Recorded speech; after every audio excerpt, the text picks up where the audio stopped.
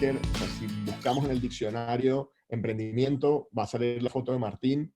Ha fundado, es un profesor, es inversor, es emprendedor, ha fundado 8 empresas en Estados Unidos y Europa en los últimos 30 años.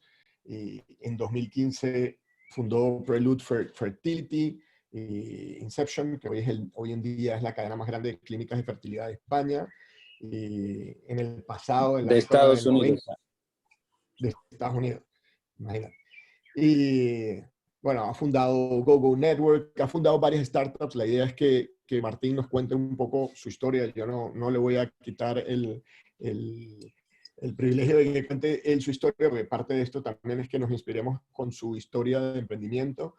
Y yo lo único es agradecer a Martín, agradecer que hayas aceptado nuestra invitación. Y bueno, un poco lo que le pedimos hoy o que hablamos con Martín es hablar un poco de emprendimiento en esta situación de coronavirus, en esta nueva normalidad de lo que está sucediendo. Para los que no siguen a Martín, tiene una opinión muy interesante, escribe en su blog, escribe en El País, escribe en Twitter, o sea, es muy, muy activo y todas sus opiniones las hace patente. Y hoy la idea es que tengamos la oportunidad no solo de escuchar su opinión, sino también de participar con él y preguntar. Por eso preguntate en el Q&A. Martín, muchas gracias y te dejo la palabra sin más dilación. Gracias, Martín.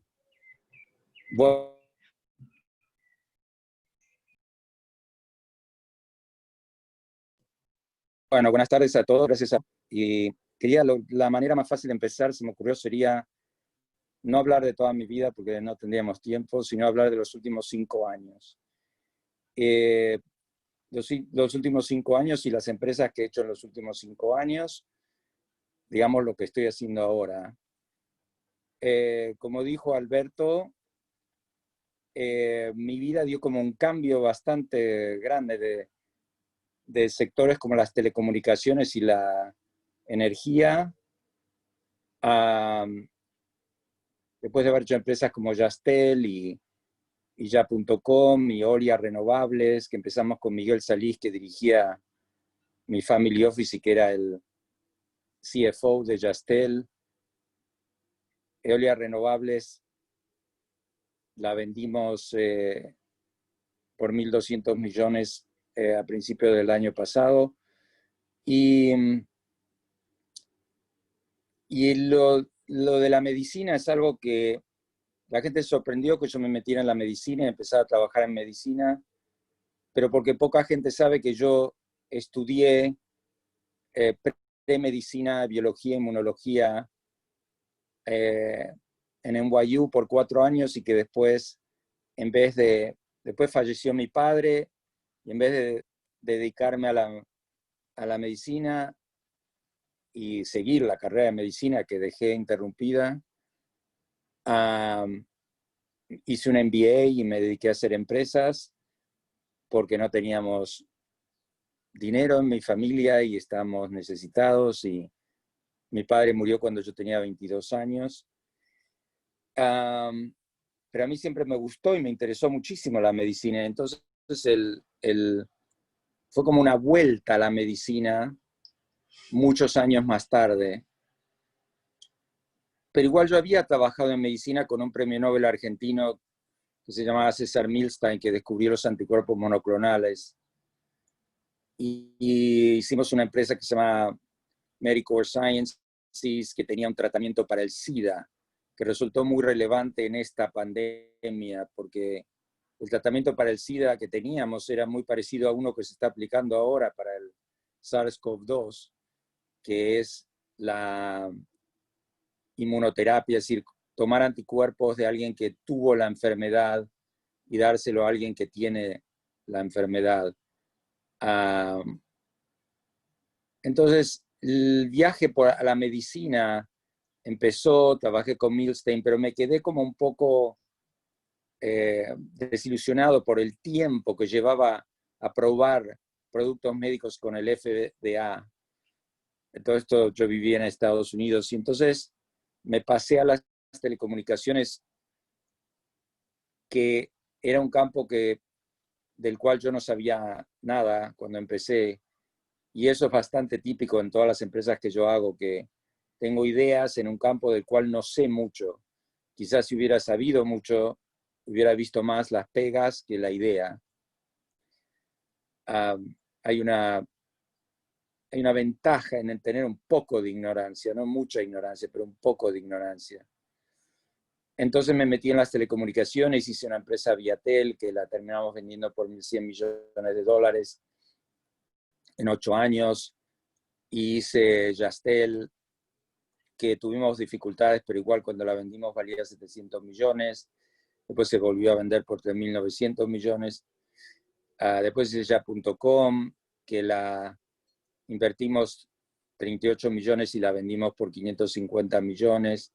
Después hice Einsteinet, donde perdí 50 millones míos, que fue una de las primeras empresas de cloud computing.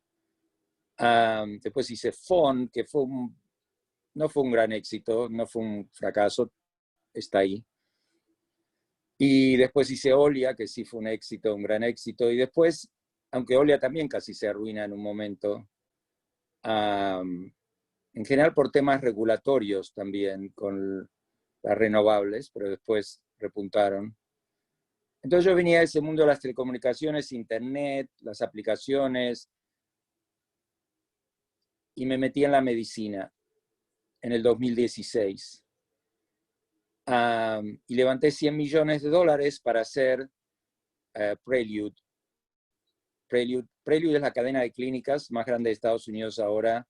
Estamos en 35 ciudades. Inception es la corporación dueña de Prelude, entonces la gente lo conoce como Prelude y el corporate name es Inception. Lo podemos llamar Inception Prelude. Entonces la premisa de Prelude es que la gente está fracasando en hacer lo más importante que se puede hacer en la vida, en mi opinión, que es tener una familia. ¿Por qué está fracasando? Porque tiene los hijos muy tarde. No, en mi caso, yo tengo 7 hijos y los últimos 3 también los tuvo muy tarde, bastante tarde, pero me encanta tener hijos chicos a mi edad. También me encantaba tener hijos cuando tenía 30, no sé. Soy un apasionado de la paternidad y de los hijos y de la familia. Inclusive ahora en la cuarentena en Menorca, lo mejor de la cuarentena fue estar con mis hijos, con mi esposa, con mi familia y bueno, y estar en Menorca, en una finca muy grande donde no se sentía la cuarentena, pero el tema de estar en familia, estar tanto en familia puede ser un desafío, pero para mí fue una maravilla. Y entonces cuando yo que quiero tanto a mi familia y me gusta ser papá, hay una anécdota que dicen que cuando yo tenía 6 años, la maestra preguntó qué querían ser los niños y todos decían bombero, astronauta, y yo dije papá. Y cuando me enteré que más o menos 1/3 de la gente no puede tener hijos o no puede tener la cantidad de hijos que quiere, 1/3, es una cantidad enorme de gente no puede tener la cantidad de hijos que quiero, ninguno. El 21% de los norteamericanos, de las norteamericanas de 45 años no tienen ningún hijo. Y el otro 22% tiene uno solo. Así que casi la mitad de las mujeres norteamericanas, y las españolas es igual o peor, tienen o uno o ningún hijo cuando tenían 20 y pico y en encuestas dijeron que querían tener entre 2 y 3. La mayoría de la gente dice que quiere tener entre 2 y 3. Muy poca gente dice que quiere tener un solo hijo. Pero casi la mitad, cuando llegan a los 45, que está considerada como la última edad que alguien podría tener un hijo sin ayuda de la tecnología, los 40 ya es difícil y 45 casi imposible, el 43% de las mujeres de 45 tienen 0 o 1. Entonces cuando yo vi que había un fallo tan grande en llegar a tener una familia, dije, me voy a meter en este campo y lo voy a tratar de arreglar. Y inventé una cosa que se llama el método Prelude, que no es un gran invento, pero que es sin duda muy útil. Digo, no es un invento como, no sé, la idea de Fon, que yo tengo la patente de la idea de Fon, no es un invento con una patente. Pero el invento es que si uno quiere tener hijos cuando esté listo, y no cuando su cuerpo está listo, sino cuando esté listo, lo que tiene que hacer es congelar ovocitos y congelar esperma cuando es fértil, cuanto más joven mejor, y después tiene que encontrar una pareja y tiene que decidir que quiere tener hijos con esta persona o tenerlos solo también, o sola, y también puede ser una pareja gay, una pareja heterosexual. En general, en nuestras clínicas el 95% son parejas heterosexuales, pero también tenemos parejas gay, también tenemos mujeres solas que empiezan una familia y en algunos raros casos hombres solos que empiezan una familia. Entonces el método consiste en congelar gametos, hacer embriones cuando uno está listo, estudiar genéticamente los embriones para ver que uno tenga un bebé sano, porque es mejor tener un bebé sano, y la gente cuando dice que quiere un bebé realmente lo que dice es que quiere tener un bebé sano, y después transferir solo un embrión a la vez para, no porque tengamos nada en contra de los mellizos, sino porque es más peligroso tener mellizos. Es como para una mujer estar embarazada de mellizos o trillizos. Nosotros lo que queremos es minimizar el riesgo en el proceso de armar una familia. Entonces hacemos esto que se llama single embryo transfer, de transferir un solo embrión. Y ese es el método Prelude. Congelar gametos, hacer embriones cuando uno está listo, testearlos genéticamente e implantar uno solo a la vez. Y con esa idea del método Prelude, como dije, levanté 100 millones, empezamos a comprar clínicas y cambiarlas, orientarlas a la fertilización in vitro, pero también a la preservación de la fertilidad, no solo la fertilización in vitro, que eso en Estados Unidos es una gran tendencia. Por ejemplo, hoy en día en NYU, en la clínica New York University, que es 90% nuestra, el 30% de los ciclos que se hacen no son para tener bebés en ese momento, son para tener bebés en el futuro.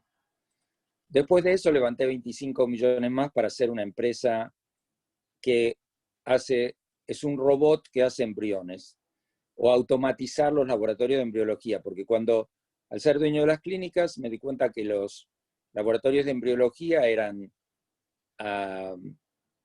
todo se hacía a mano, es decir, se levanta, con los embriones se hacen a mano, se inyecta el esperma en un ovocito a mano, se hace todo a mano.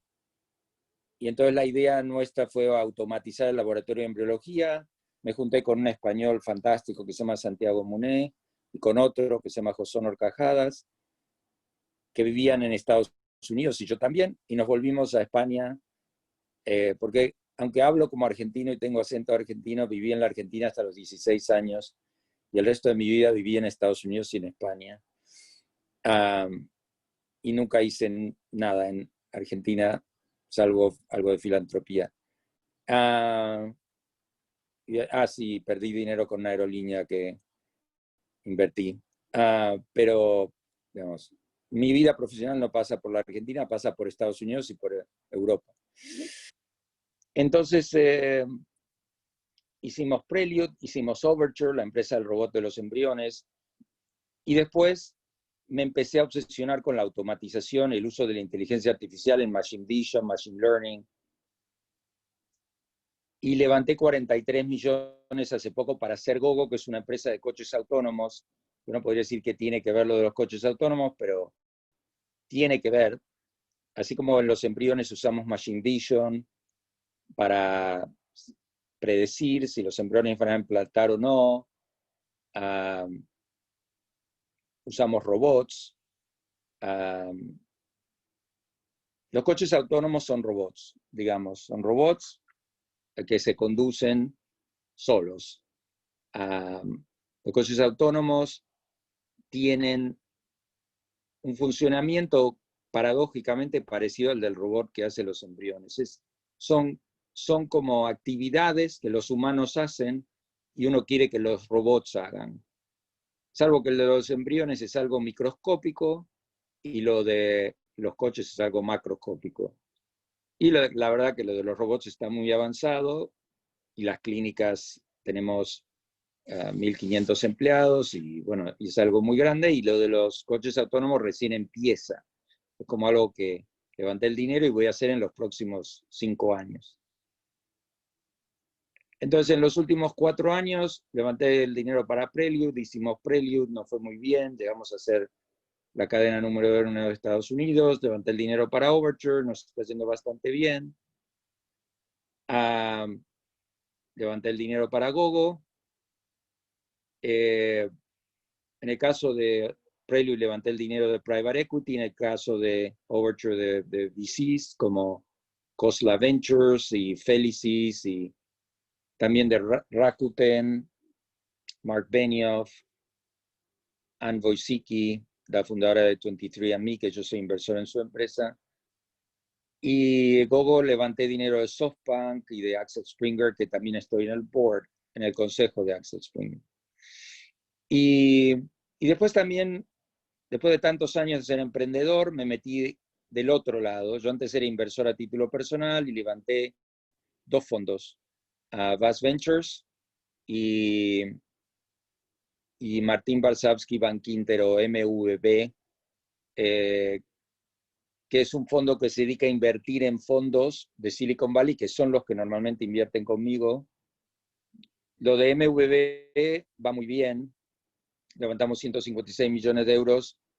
Es un poco el trabajo más fácil que hice en mi vida comparado con todo lo demás que hago, porque básicamente la única razón por la que Bank Inter me eligió para hacer esto, pero es una razón importante, obviamente, pero para mí no es un trabajo difícil, es tener acceso a los fondos para invertir, que son los fondos, como digo, que invierten conmigo y con amigos míos. No es fácil para un español ir a Peter Thiel y que Peter Thiel le acepte el dinero como nos acepta a nosotros, o ir a Mary Meeker y que Mary Meeker, porque todos estos fondos están oversubscribed, todo el mundo quiere entrar. Entonces, Bank Inter, lo de Bank Inter también fue curioso porque es la primera vez que creo que hago algo que no es mi idea, no fue mi idea hacer este fondo, fue de ellos me vinieron a ver. En general, las otras cosas que yo hago son mis ideas. Pero bueno, el mérito de ellos, la verdad que estuvo... A mí me sorprendió cuando ellos me dijeron, mira, hace 5 años que estamos tratando de entrar y todo el mundo, no sé, está tratando de entrar, entonces lo hicimos y hemos invertido muy bien. Y también ese fondo hace algunas inversiones directas en unicornios. Entonces es un fund of funds and unicorns, y base es seed early stage, como que cubro la gama de las inversiones. Entonces, en resumen, en los últimos 4 años hice Prelude, Overture, Gogo Network, Vast Ventures y MVB. Y creo que es mejor enfocarse en los últimos 5 años porque ya tengo una edad, acabo de cumplir 60 y no quiero contar toda la historia de todas las cosas que hice. Prefiero concentrarme en eso. Ahora, en medio de todo esto, vino una tormenta que se llama coronavirus o SARS-CoV-2 o COVID. Y esta tormenta la estoy pasando yo y la están pasando todos ustedes y la está pasando todo el mundo. Y esa tormenta me tomó a mí de sorpresa porque me escribió por WhatsApp Isabel Ayuso cuando empezó todo y me dijo, están congestionada la línea del 112, no sé qué, si te ocurre algo para hacer para una app, o me dijo en Corea hicieron una app, y entonces yo me puse a estudiar y vi que efectivamente en Corea se hizo una app, me puse a estudiar la app, me conseguí unos coreanos que me la tradujeron, contacté con Telefónica, que estaba pensando hacer lo mismo, Miguel Arias, con un equipo fantástico. Miguel Arias resultó ser una persona estupenda, con Rafael del Pino de Ferrovial, y armamos con los de Carto DB y Méndez Saltarén y Force Manager, y armamos un equipo y en una semana hicimos una app que la han usado millones de personas en España para diagnosticarse. Entonces, de repente, la gente me empezaron a llamar de la tele, de la radio, de los medios. Como que de un día para otro me transformé en un experto en COVID, que obviamente no soy un experto en COVID, pero la verdad que ¿quién es un experto en COVID? Porque la enfermedad empezó hace 3 meses, así que es muy difícil. O bueno, la pandemia se declaró hace 3 meses. La enfermedad empezó quizás a fin del 19. Pero me puse a estudiar, como todo en mi vida, no sé, yo no sabía de telecomunicaciones, aprendí, no sabía de fertilidad, aprendí, no sabía de energía solar, aprendí, no sé, soy un eterno estudiante y además cada tanto soy profesor en Columbia University de entrepreneurship. Y entonces me puse a leer muchísimo sobre el COVID. Y a todo esto yo tenía un plan, mi familia tenía un plan. Yo tengo un plan para 2 cosas, guerras nucleares y pandemias. No porque soy un paranoico y un loco, sino porque en un espectro de riesgo puede haber guerra nuclear y puede haber pandemias. Eran 2 cosas que... Y la solución de estos 2 planes tiene que ver con 2 fincas. Una en Uruguay para la guerra nuclear y una en Menorca para la pandemia. Y tenía un plan en el cual veníamos a Menorca para la pandemia, compramos 30 días de comida. Bueno, lo tenía todo, lo había hecho en el 2012. Lo había compartido con amigos también, que por cierto me llamaban loco y después me decían, no puedo creer que tenías un plan para la pandemia. No tengo un plan para el calentamiento global, por ejemplo, porque no creo que va a ser tan drástico como cree todo el mundo. Y creo que con la Revolución Verde lo vamos a parar. Pero, bueno, el único plan es que mi finca de Menorca está a 80 metros sobre el nivel del mar, así que no va a llegar las olas hasta ahí. Está sobre el mar, pero sobre un acantilado, digamos. Pero bueno, entonces como tenía un plan para la pandemia, nos vinimos antes de la... Porque la gente me dice, pero ¿cómo estás en Menorca? ¿Cómo viajaste a Menorca? Digo, porque desde febrero estábamos en Menorca. Entonces, el plan consistía también, obviamente, en estudiar la pandemia. Y cuando hice Corona Madrid y coronamadrid.com, y cuando hice la app, ya tenía algo de conocimiento, por lo menos, porque en la app lo que se hace es un diagnóstico digital, ¿no? Entonces se hacen preguntas, ¿tienes tos seca? ¿Tienes dolor de pecho? ¿Tienes dificultad a respirar? ¿Tienes fiebre? ¿Tienes...? Entonces, de ahí vino la idea de hacer una especie de algoritmo en el cual si uno te daba puntos y si uno tenía una cierta cantidad de puntos, se decía que digitalmente tenía COVID. Y lanzamos la app y salió tanta gente que tenía COVID.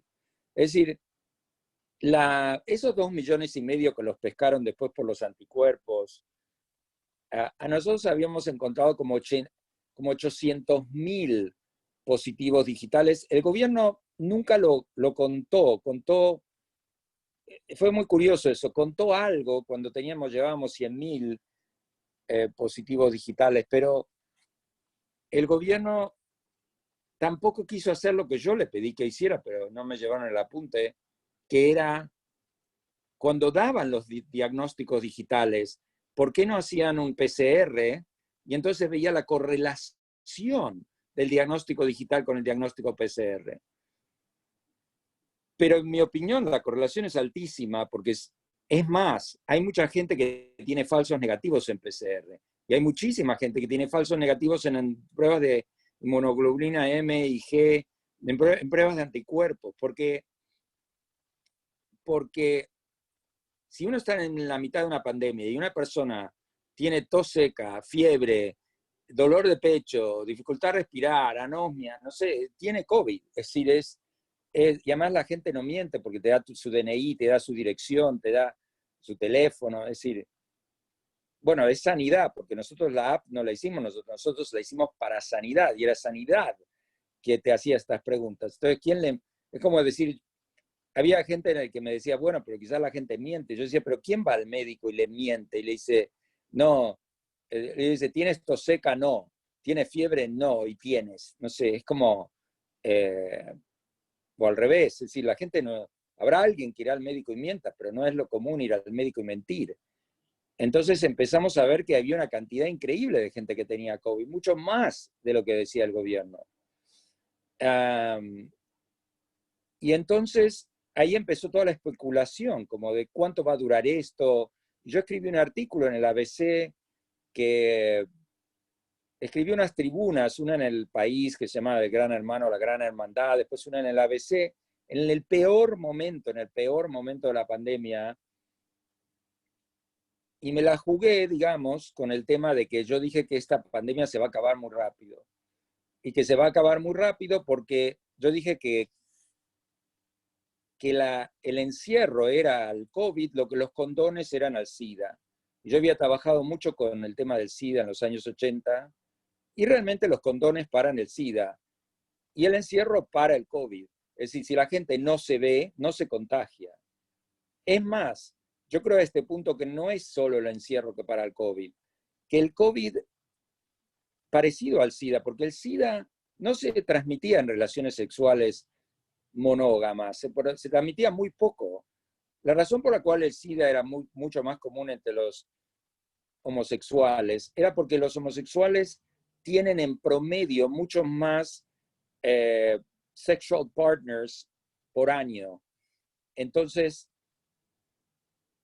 por eso había más SIDA entre los... Era un tema de promiscuidad, ¿no? Es decir, la gente homosexual es más promiscua que la gente heterosexual en promedio. Y entonces se transmitía más el virus. O después estaban los drogadictos que compartían agujas, pero no era tan fácil. O por ejemplo en África, donde la gente tenía un comportamiento promiscuo, mucho más promiscuo. O por ejemplo, inclusive en África, entre la África musulmana y la África cristiana o África subsaharan, en la África musulmana ya había mucho menos contagios del SIDA, porque había menos different sexual partners, ¿no? Entonces, aquí pasaba algo parecido. Entonces yo empecé a decir que no, que lo que va a pasar es que cuando haya distanciamiento social, va a bajar muchísimo. Y escribí un artículo el 1 de abril en la ABC, que era mi pronóstico sobre lo que iba a pasar en la pandemia, y me fue muy bien con este pronóstico, que es algo muy loco de hacer un pronóstico, porque te puede ir fatal. Pero yo sentía que la gente estaba inundada con las malas noticias, y yo quería dar lo que yo pensaba. Y hice un modelo de cuánta gente se iba a morir, y dije que se iban a morir 34.000 personas en España por el COVID hasta el 1 de junio. Y más o menos se murieron, no se sabe ahora, porque el gobierno sacó 2.000, metió 300, no sé, es como ya lo que está haciendo el gobierno no tiene sentido. El gobierno ahora parece obsesionado en decir que menos gente se murió antes para que no le hagan lío con el 8M, pero que más se muere ahora para justificar el estado de alarma, porque ahora se mueren 3 por día, 5 por día, y es difícil justificar un estado de alarma con 2 ingresos por día nuevos en las UCIs. Así que el gobierno, yo al final me dejé de trabajar para el gobierno porque me parecía que mi libertad valía mucho más, y decía, ¿para qué voy a trabajar para el gobierno que no le cuenta la verdad a la gente y no le cuenta cuántos contagios digitales hay, no les cuenta? Es decir, me pareció que el gobierno estaba siendo muy responsable, y decidí dejar el trabajo que quedó en manos de Telefónica. Yo entiendo que a todo esto que Telefónica lo haya hecho, y me parece genial, ¿eh? No quiero decir, no es una crítica a Telefónica ni a los que siguieron, pero a mí me pareció que el gobierno era como poco serio, no sé, no quería estar asociado con un gobierno que no le estaba contando las cosas como eran a la gente. Primero minimizó, después exageró, en fin, no encontró el punto medio. Pero para hablar del emprendimiento y la pandemia, ahora que di un poco las ideas que tengo sobre la enfermedad, que como digo, es una enfermedad que con un comportamiento no tan extremo como el que tuvimos, no hacía falta encerrar a los niños. Los niños podrían ir al colegio ahora como van en toda Europa.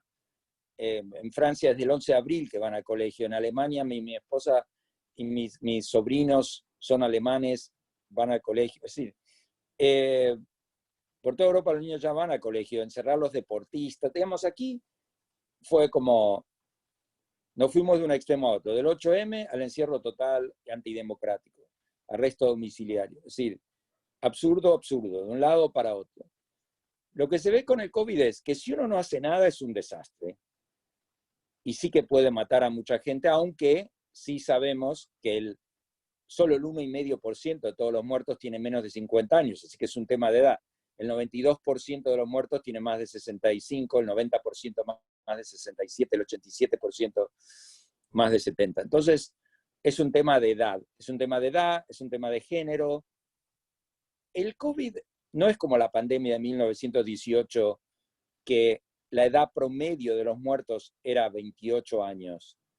El COVID es como una enfermedad que solo el 5% de los muertos de COVID se podría llamar gente sana. Sana en el sentido que no tenían una enfermedad ya. Solo el 5%. Y de esos, la gran mayoría tenía una edad. Lo que hace el COVID es como si uno tiene la probabilidad que uno tiene para morirse el próximo año la tiene el próximo mes. Por eso casi no mata a nadie de menos de 50, porque la gente de menos de 50 en general no se muere. Sin duda la gente de menos de 40. A todo esto el gobierno dejó de publicar las muertes por edad, que me pareció increíble también. Las publicaba todos los días. O si las publica ahora no las encuentro. Pero el informe tenía las muertes por edad. Yo lo que dije muy temprano y que lo que había que hacer era aislar a los mayores. Como los de menos de 40 vida normal, los de 40 a 65 vida con mucha prudencia y los de 65 más, muchísima prudencia. Claro, eso requería un esfuerzo porque hay hogares en los que cohabitan gente mayor, gente menor, pero lo que han hecho encerrar a los niños por 2 meses que no pudieron salir a tomar aire es ridículo. Si no se murió ni un chico de entre 2 y 14 años, se murió ni uno. Se murieron 2 bebés que no se sabe si se murieron de COVID o con COVID, y se murieron tipo 2 adolescentes. De vuelta, no se sabe en qué situación estaba. Pero como digo, no sé, Suecia nunca cerró los colegios y no se murió ningún niño en Suecia. Entonces, el COVID ya se sabe lo que es, no es lo que creíamos. Yo cuando me iba a Menorca pensaba, porque te decían, hay 10.000 diagnosticados y 1.000 muertos. Digo, pero esto es terrible, esto es una locura, mata al 10% de la gente que se infecta, se muere. Bueno, ahora sabemos que más o menos se muere uno cada 300 que se contagia, uno cada 200, y sabemos que esos son gente mayor o gente enferma, que no es algo aleatorio entre los 300. Yo creo que el COVID se está acabando. Ahora, digamos, creo que en 6 meses ya nadie va a hablar del COVID. O puede volver, pero no va a volver ni por broma como vino antes, porque ya sabemos cuidarnos. Pero sí que con el COVID hemos aprendido algo que espero que dure, y este es el último comentario antes de las preguntas. Hemos aprendido a teletrabajar, a hacer lo que estamos haciendo ahora en esta conferencia, y eso espero de todo corazón que no se termine nunca. Porque aquí estoy en Menorca, me fui a navegar, acabo de volver de navegar, y hoy yo trabajé y ahora mismo estoy trabajando. Y trabajé antes, no digo que trabajo siempre desde el barco, para nada, es más, es la segunda vez que salgo a navegar que estoy aquí, es algo raro, pero sí trabajo desde mi finca, trabajo con mi familia. Yo antes estaba 20 horas, según los cálculos de mi ayudante, en Ubers, taxis, aeropuertos, aviones, yendo a San Francisco, yendo a New York, yendo a París, yendo a Berlín, yendo a Londres, y ahora estoy aquí. Por primera vez en mi vida, 3 meses sin viajar. Así que viva el teletrabajo cuando se pueda practicar. y no hay que preocuparse demasiado. Sí, es muy triste la gente que se murió, muy triste, y una muerte, solo una, es mucho, pero no, esta pandemia no es lo que pensábamos que era, y yo no creo que va a rebrotar como la gente piensa en gran escala. Sí que van a haber gente que se descuida, no gente joven, sino gente mayor, y eso es el problema más grande de la pandemia. Bueno, ahora podemos pasar a las preguntas si les parece bien. Martín, muchas gracias. Y tenemos muchas preguntas, entonces voy a tratar de ir ordenándolas por grupo, las preguntas para no volver a repetir temas y demás, ¿no? Pero el último tema que tocaste, por ejemplo, la parte del teletrabajo, es algo que reiteradamente lo has dicho en tu Twitter el 26 de mayo, lo dijiste hoy, o sea, toda la parte de teletrabajo, y dijiste algo, hace unos días dijiste algo como España debería aprovechar los paisajes que tiene y demás. ¿Tú crees que toda esta parte del turismo pudiéramos convertirla en teletrabajadores? No sé, o sea, una de las partes, o hablabas del huerto, o sea, ¿crees que la gente se va a ir al campo? ¿Va a haber una migración, por ejemplo, de la gente que está en la ciudad al campo, o a Mallorca, o a Menorca, o tal? ¿O crees que va a venir gente y eso puede atraer? ¿Qué necesita el gobierno o qué necesitaría el gobierno hacer para poder atraer a ese personas de que ganan 100.000, 200.000, 300.000 euros que viven en Londres y dicen, oye, yo puedo trabajar, me voy a España y oye, traemos gente de profesional que están trabajando aquí, que están aportando a la economía un poco? ¿Cómo ves esto, no? O sea, ¿cómo ves esta parte del teletrabajo que Mira, está ahí? yo lo que dije, un periodista me preguntó y me dijo, ¿qué podemos hacer para que España no dependa del turismo? Y yo le dije, más turismo.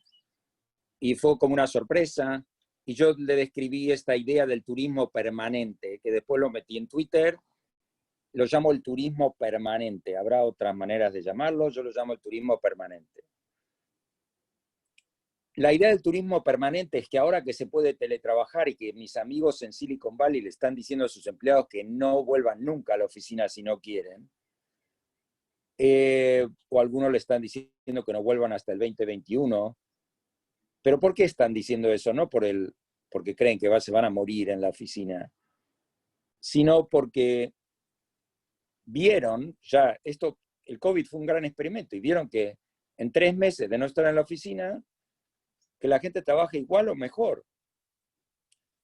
Que los únicos que sí tienen que ir a la oficina son, por ejemplo, los nuestros, en los campos, que tienen que ir, como no se puede hacer una fertilización in vitro, no se puede sacar ovocitos a una mujer por el ordenador, ¿ok? Las cosas que tienen que ser presenciales son presenciales. No se puede ir al dentista por el ordenador, ¿ok? Pero sí se puede hacer un montón de cosas por el ordenador. Los abogados pueden trabajar en el ordenador, los contables, los científicos que no hacen experimentos en laboratorio, los programadores informáticos, no sé. Yo creo que probablemente más de la mitad de lo que se llama la economía del conocimiento se puede hacer teletrabajar, y ya había gente que teletrabajaba. O yo, por ejemplo, que viajaba tanto, cuando estaba en un sitio, teletrabajaba en los otros, ¿no? Y después vino el descubrimiento personal. Es decir, yo me vi encerrado en una finca. Entonces yo tenía todo planeado, tenía la profesora británica que vino a vivir con nosotros, el cocinero, los trabajadores de la finca, todo esto. Me veo encerrado en la finca y digo, bueno, no sé, quiero aprender.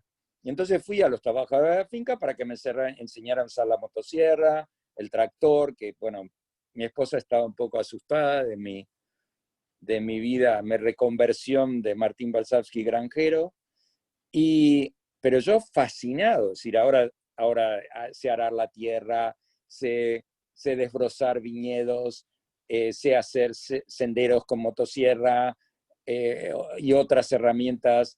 Es decir, para mí fue un descubrimiento increíble, tipo que me empecé a tirar 4 horas de trabajo en el campo, trabajo físico. Es decir, hay que levantar la motosierra, como al principio ni la podía levantar.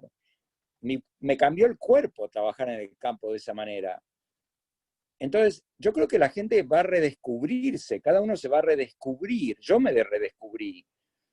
Entonces, si una persona está en Londres, como dijiste Alberto, como mi hija, todo esto, que ganaba 120.000 libras en una empresa en Londres y ahora se acaba de venir a España, que le pilló la cuarentena aquí, visitando a la madre y ahora se quiere quedar. Entonces, ahí también la idea vino por un lado por mi hija también, que es que ella me decía, pero esto es increíble, con lo que yo gano en Londres, en España, es que vivo el doble de bien y además hay sol todos los días, la gente está de mejor humor. Entonces yo creo que España tiene una oportunidad de que cuando vengan en julio y agosto les decimos, quédate todo el año, ¿te gusta en agosto? Bueno, quédate todo el año. Si total puedes teletrabajar, ven aquí a gastar tu dinero. Tenemos la ley Beckham a todo esto, que por 5 años vas a pagar 24% y no 50 como pagas ahora, 45 en Londres. Así que sí que creo que es una oportunidad. Buenísimo. Y bueno, hay muchas que se repiten de esto, pero hay varias personas que preguntan, o sea, ¿cómo surgen tus ideas o cómo detectas oportunidades? ¿Cuáles son los primeros pasos que haces, ya sea para validar o cuál es tu incentivador o tu motor? O sea, porque hemos visto que tienes, intelectualmente eres muy curioso, ¿no? O sea, de repente haces una empresa de telecomunicaciones como una empresa de fertilidad, ¿no? Entonces, para eso, o sea, quizás tu driver es la parte intelectual, pero ¿cómo o qué consejos le pudieras dar a la gente? No solo para validar la idea, sino también otra de las preguntas que hacen es dónde se puede acudir cuando alguien no tiene capital y tiene que validar su idea, conseguir capital. O sea, ¿qué recomendación darías? Quizás viendo una introspección de tu propio proceso de validación y quizás qué recomendación darías por esa parte. Yo sé que tienes dos fondos, uno VAS y otro el de Martín Barsansky Bankinter. El Martín Bankinter es más late stage, el VAS es más early stage, ¿no? Pero un poco, no sé, o sea, si la gente tiene Yo, que ir a un wire con Mike, por ejemplo, o pasar primero por ahí, ¿cómo lo ves? yo creo que a mí me va bien en general, a veces me va mal, pero en general me va mejor que mal, porque soy muy estudioso, ¿ok? No estoy de acuerdo con los que dicen hay que dejar la universidad, no hay que estudiar, todo eso. Es decir, estoy de acuerdo que quizás no hay que estudiar justo en un ambiente formal en el que uno tiene un montón de otros estudiantes y solo se preocupa por la nota y todo eso. Pero estudiar, sin duda, me ha rendido a mí. Y siendo de una familia judía, mi padre era profesor astrofísico de Harvard, mi madre es profesora, mi tío era profesor también de matemáticas. Vengo de una familia de intelectuales judíos, no solo eso, intelectuales judíos de izquierda, que no les gusta mucho el dinero. Eso también es muy interesante, porque yo casi tuve que ir a terapia para llegar a la conclusión de que a mí sí me gustaba ganar dinero. No sé, que yo podía combinar la ciencia con ganar dinero, pero casi me daba vergüenza, no sé, porque mi padre, eh, porque hay toda una cultura judía antidinero, que es algo que se descubre mucho también en Israel, donde en Israel hay mucha gente, porque claro, está el estereotipo del judío interesado en el dinero, pero es un estereotipo porque hay un montón de judíos del mundo en el que yo vengo, de profesores universitarios que tienen un desdén absoluto por la gente que le va. Es decir, en mi casa, cuando yo crecía, la gente como yo, digamos, más o menos pensaban que la propiedad era robo, ¿no? Entonces, si uno viene de un ambiente judío intelectual de izquierda, ¿yo qué hice? Yo tomé la parte intelectual y la parte judía, que para mí los judíos no somos el pueblo del libro, somos el pueblo del libro, pero ¿qué significa ser el pueblo del libro? Ser el pueblo del estudio. Es decir, por ejemplo, yo tengo 2 masters y no tengo un PhD.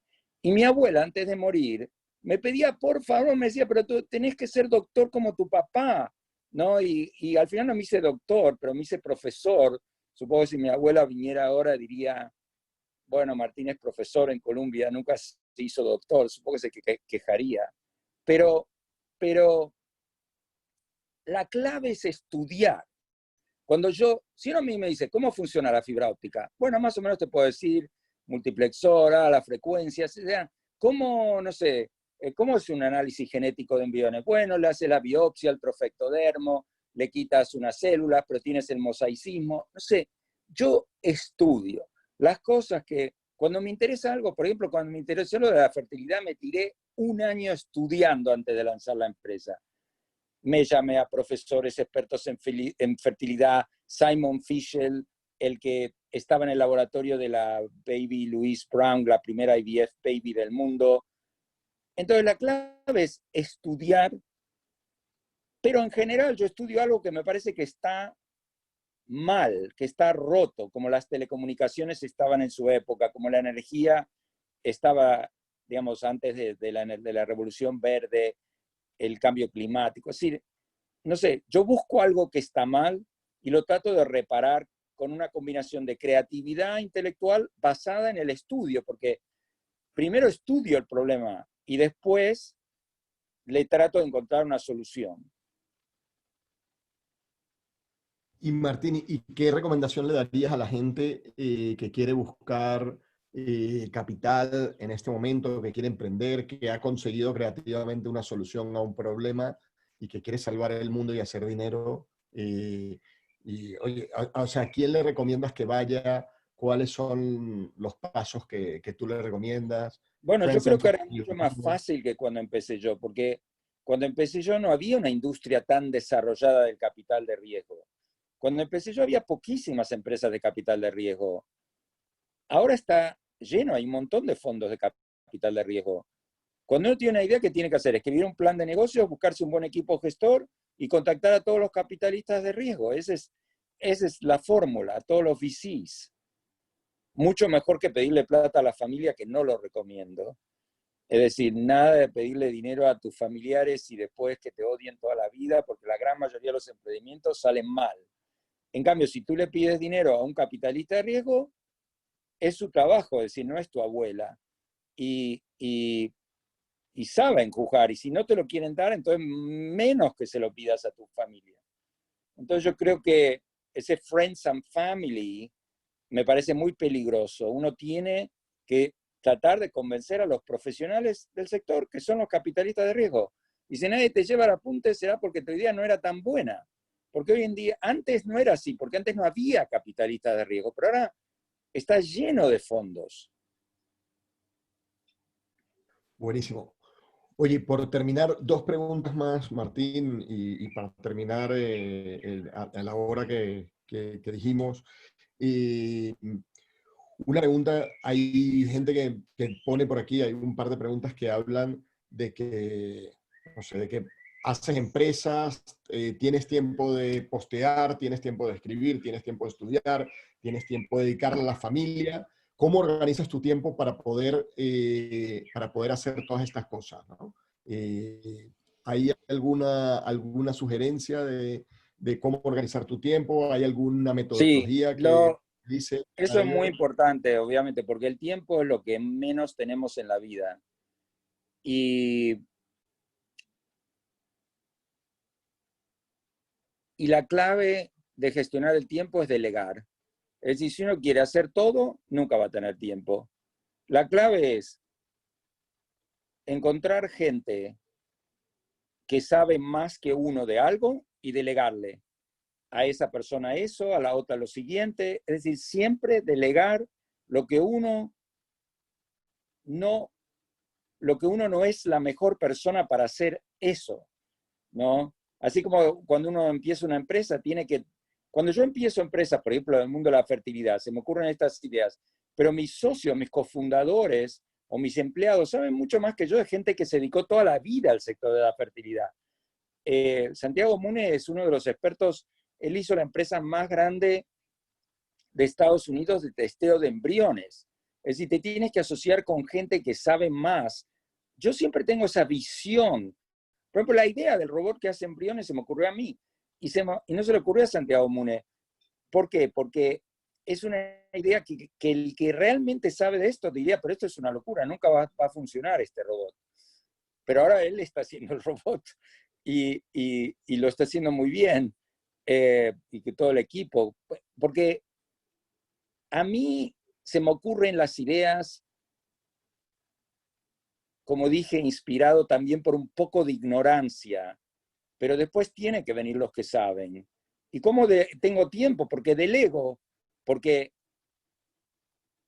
no trato de hacer todo yo.